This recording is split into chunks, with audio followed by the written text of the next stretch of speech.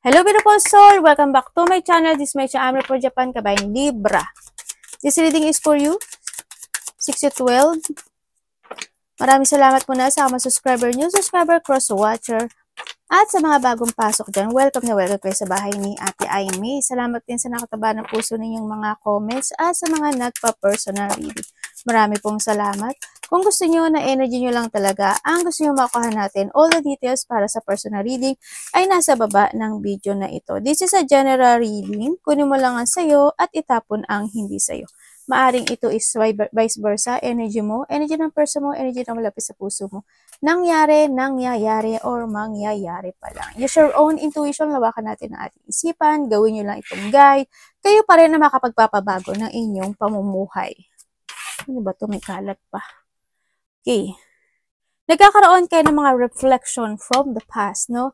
Iba sa inyo, magkakaroon ng mga feeling emotion, o nando kayo sa sitwasyon na gano'n, no? So, nakita ko dito, may mga lungkot na nararamdaman. There's a duty, may mga burden, kalungkutan, or sa iba, siguro there's a big problem na pinagdadaanan o pagdadaanan, o may mga kinakaharap kayo this time sa iba sa inyo. Andito yung sitwasyon, may mga i-imaginein ka, may mga iba sa inyo siguro may mga inspiration ka na gagawin, may inspire ka in a situations sa ibang aspeto ng buhay mo. Iba dito is maaring makakaramdam ka ng mga pagmamahal sa isang tao, or you giving love, no? Or makaka-receive ka ng gift, or ikaw magbibigay ng gift, or hindi mga papuri, no? Sa nakita ko dito. There's a joy, happiness naman, kahit papaano, may mga sitwasyon naman o aspeto ng buhay mo na magiging masaya at makakaramdam ka ng you feeling mo parang ito na yung simula ko, no? Pero maari pa rin na may dumating na hindi maganda. Pero have faith lang, kung ano man yun, have faith lang. Matatapos at matatapos naman, di ba yun? Sasaan ka man, matatapos naman talaga yun. Huwag ka lang tututok dun sa problema o dun sa emotion. Kasi once na tumutok ka at nagpasta ka dun, talo ka, di ba? Ganun lang yun. And then, yung iba sa inyo is may mga new beginning ako nakikita sa inyo. Maari may mga children, bata, ako nakita. No, maaring pamangkin mo, anak mo, kapatid mo, or may mga newborn baby, o may mga buntis, kayo na sa iba. Yun. Maaring dito sa tao na to, siguro may mga past situation ka, no, na dinesire na gusto mong aksyonan, no, na nahahata kasi na ng beginning and nakaraan.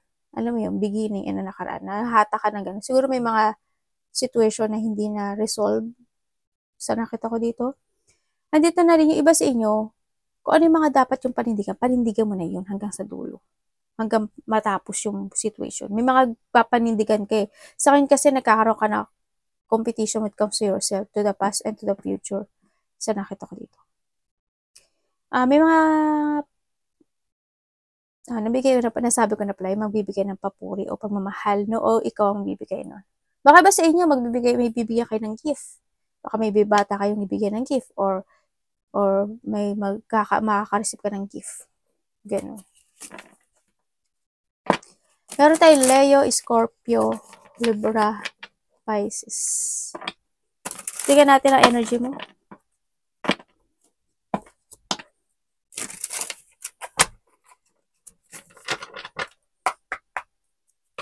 Ano energy ni Libra? Ay, ano yun? Ano daw yun?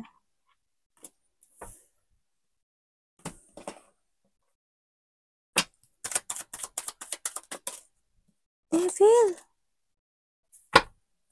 Ano yan? Tingnan natin.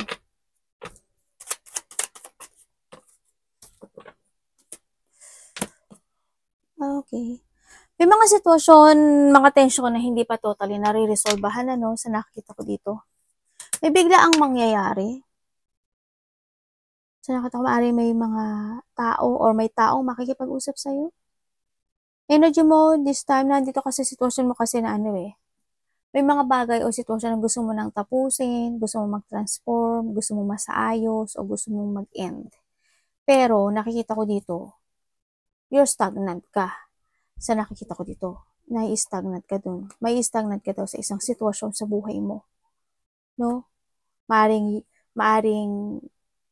may mga sitwasyon na need ng healing, may mga sitwasyon na you want to create or gusto mong aksyonan, gusto mong i-change pero hindi mo magawa.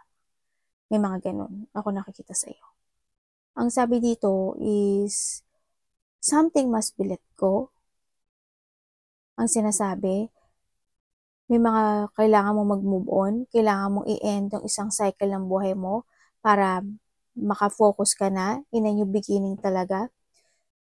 Ang nakikita ko dito, hindi ko alam kung ikaw or someone na may tao dito na nag-iisip na sana is mamatay ka na or mawala ka.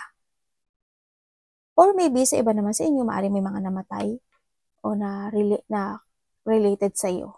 Kakilala mo, kamag-anak mo, yun, mahal mo sa buhay. May nakita akong namatay.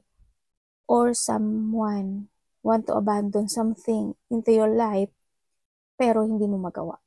Kasi alam mo, nandito ka sa sitwasyon mo na holding back ka to change to your best version sa ngayon eh. No, kumbaga napipigilan ka ng nakaraan. Pero hindi naman sinasabi dito na magmadali ka.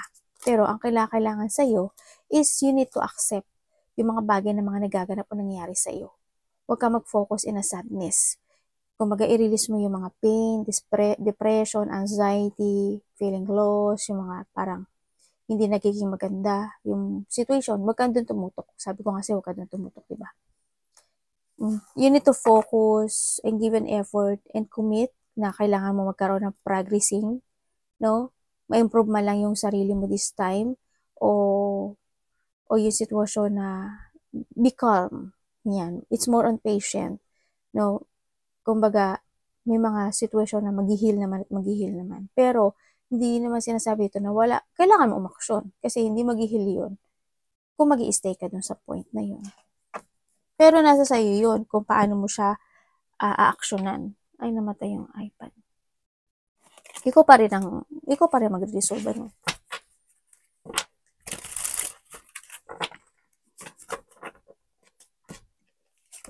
Ano ang parating kay Libra?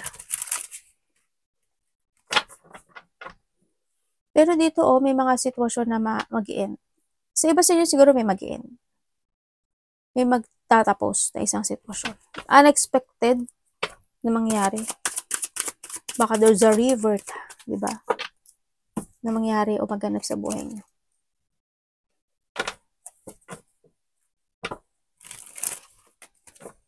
Or you need.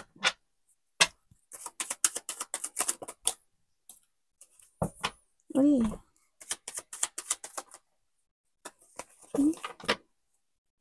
Labas ang labas yung death ah. King and the King and the Sword and the Hermit. Okay. Parating sa'yo, may tao dito makikipag-usap sa'yo.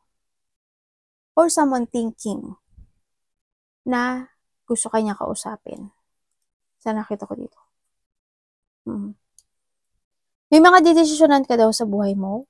Siguro may mga ikakat ka na, may mga alisin ka na, may mga sitwasyon na paghahanapan mo ng solution, magsisiyasat ka, ano ba dapat, ganito ba dapat, ganito ba dapat, nandoon.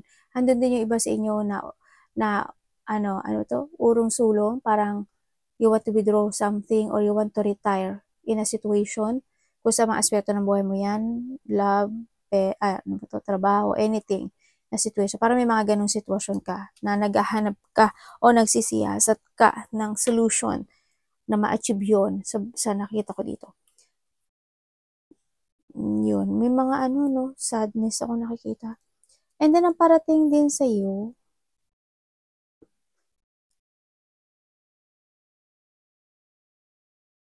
may tao daw na makipag-usap sa iyo or magkakaroon ng getting together. No? Either magkakaroon ng celebration or getting together when it comes to a close relationship, family, reunion, friend, surprise participate, mga ganyan. Ang nakikita ko, may mga magkikita-kita o may magkikita. Iba o maaari may pupuntahan ka na isang celebration na o kaya fun, happiness, enjoy, or coming home, no? Sa iba sa inyo, baka ganun. Baka may darating na taga ibang bansa, taga ibang probinsya, or ikaw ang uwi. Ganun sa nakita ko dito. Bakit yung iba sa inyo ang lungkot? Ang lungkot ng aura nyo ah. Yun na nakikita ko. Ang dami nyong iniisip na bagay-bagay. Parang hindi yung sitwasyon na ang dami mong, parang isip ko lang naisip ko ano yung dapat na solusyon. Ganyan. Tingnan natin ang dapat iwasan ni Libra. Ayun na, lumabas na. Universe, bakit ito dapat niya iwasan?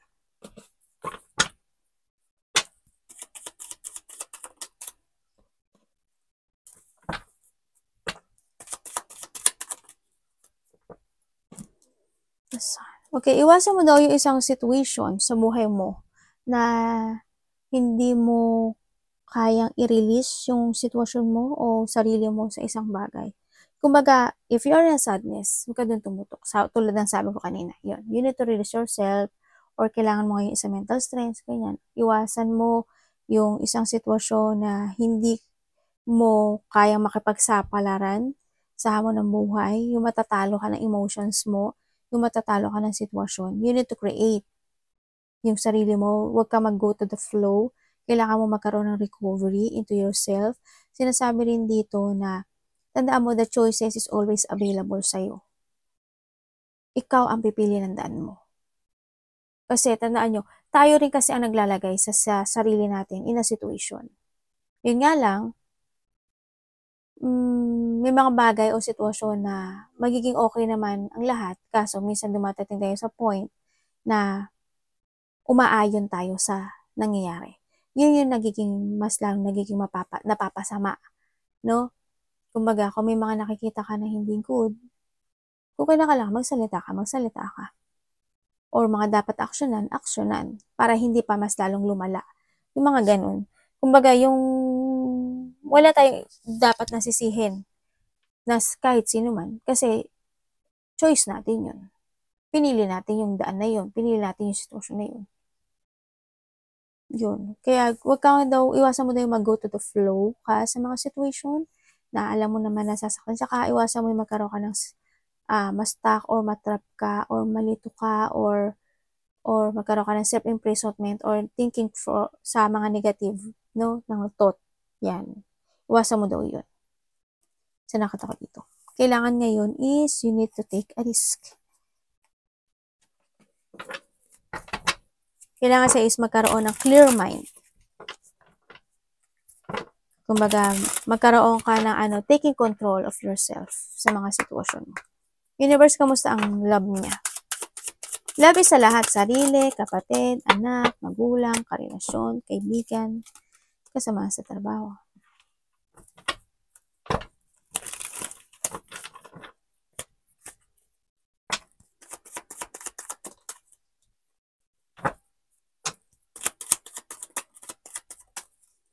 Okay, when it comes to a love, ang nakita ko dito, maaring nagkaroon na ng separation, sa iba. Nagkaroon na kayo ng separation. Nandun na yung may tao na talaga na umalis at hinanap na niya yung kakulangan na wala doon sa partner niya. Pero nakikita ko to, isa sa inyo is still remembering o na nakakaroon siya ng revisiting sa nakaraan, itong relationship na to, no? Sa nakikita ko dito. Maaring nagkaroon na rin ng pag-alis o pagkakat ng situation in this relationship. And then nagkaroon sa isa sa inyo nagkaroon ng clarity to let go or to withdraw yung relationship. Kasi hindi na siya naging masaya. Maaari ikaw ito or siya. Kung kayo is magkasama nitong tao na to, sa nakikita ko dito,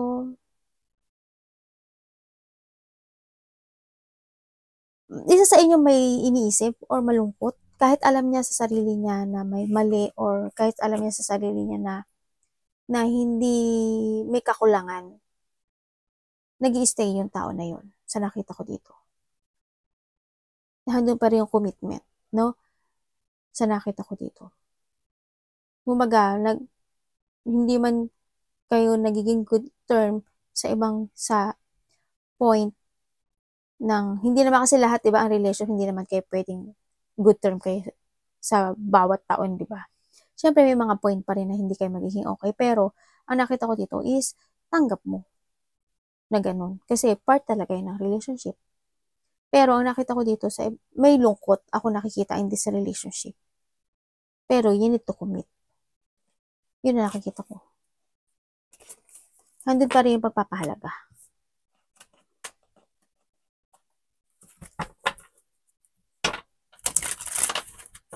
Nandun pa rin yung ano yung paninimbang in this relationship.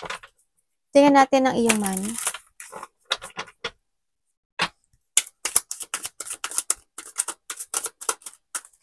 Kamusta ang money ni Libra this week? Sa iba sa inyo, anak nyo, ang nakita ko dito. Sa anak nyo. Yung karelasyon na nakita ko. Ay, bakit ganito? Ang money mo is a tower. Lalo. Sa iba dito pala may third party, ano? Bakit ganito money niya po?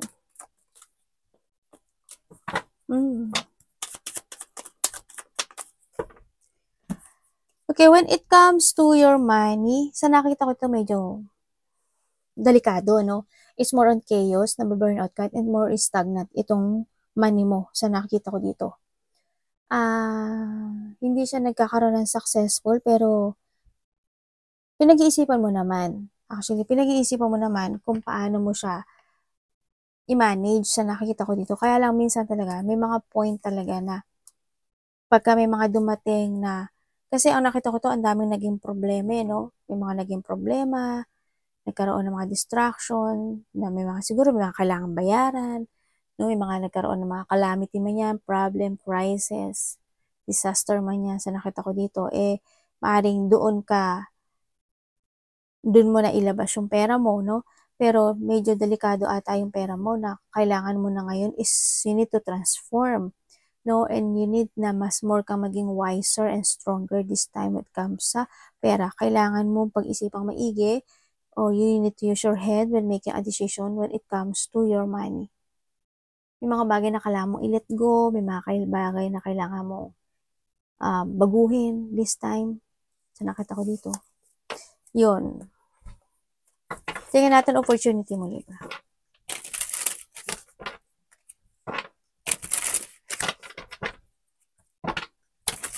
May mga ano talaga, no? May mga dumarating na unexpected siguro sa inyo. Kaya, ganun ang nangyari sa money.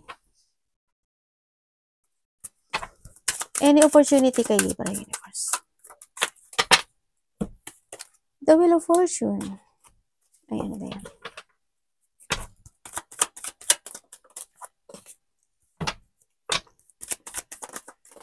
Ano ba yun? Okay, thank you. Okay. Okay, so nakita ko sa'yo dito, opportunity is may tao dito na nai-stagnant pero gusto kanya kausapin. Kumbaga, gusto niyang magkaroon ng recovery sa'yo. Bahit itong tao na to, nakaaway mo siya in the past, nagkaroon kayo na hindi pagkakaintindihan, ganyan. Maaaring itong tao na to in a distance, no? Sa iba sa inyo. Maaaring nasa ibang bansa, ibang lugar, ibang probinsya, ganyan. Sa nakita ko dito. Pero gusto niya ng reconciliation or gusto niya ng recovery in this relationship. Maaaring magulang mo to, maaaring kapatid mo, ganyan, karelasyon. Pero wala siyang magawa. It's more stagnant ito sa nakita ko dito. Na-stagnant siya. Mayroong natatakot ata siya sa'yo. Nakakaramdam siya ng takot. Pero gusto niya mag-heal itong situation na to. Nandun yung situation na nagkakaroon siya ng regret, pagsisisi, ganun. They feeling lost, nandun yung sadness, nagkakaroon siya ng isolated sa sarili niya. Kasi hindi niya alam paano niya kanya makakausap, ganun. Nandun siya sa point na gusto niya humingi ng tawad sa'yo, sa nakita ko dito. Or vice versa. And then, opportunity rin sa'yo, sa nakita ko dito, yung iba, ibig sabihin, yung iba sa inyo may nagpa-ano, no? May nagpa-dental clinic. Or magpapa-dental clinic. Yun ang nakita ko dito. Meron daw ditong kakausap sa'yo. Libra? Ano? Tao na hindi ko alam kung may bibigay siya sa'yo, o hingi siya ng tulong sa'yo, or mangungutang siya sa'yo. Ganun. Naku, wag naman sana, no? O manghihiram siya ng pera sa'yo. Or baka ikaw ito, ha? Advice po, kayo niyo. Or maaring may tutulungan ka. Or may hihingi ng tulong sa'yo. O may pagbibigyan ka. Okay. I-vice versa mo. Advice, universe.